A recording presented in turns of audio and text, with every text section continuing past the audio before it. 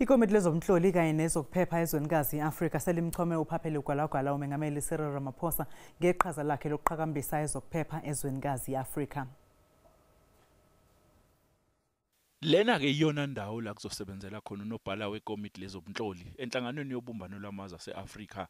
Ukusuka ngo-2015 unobhala waleli komiti ubesebenzele endaweni eziqashiwe kanti ngawo lowo nyaka uMengameli wase-Equatorial Guinea wathi uzokwakha isakhiwo esiqeshini somhlaba esinikelwe uhulumeni wase-Ethiopia. The multifaceted challenges facing the continent today make collaboration among intelligence and security services even more pressing. The pressing conflicts in Africa, including terrorism, transnational organized crimes and violent extremism, requires urgent and effective solutions so that our continent could create conducive environment for socio-economic development. uMengameli Cyril Ramaphosa useliqinise idolo izwekazi njengosihlalo walo wakulonyaka wathi iNingizimu Afrika izohola imizamo yokuthi xazululwe ingxushunqushu ezwenikazi.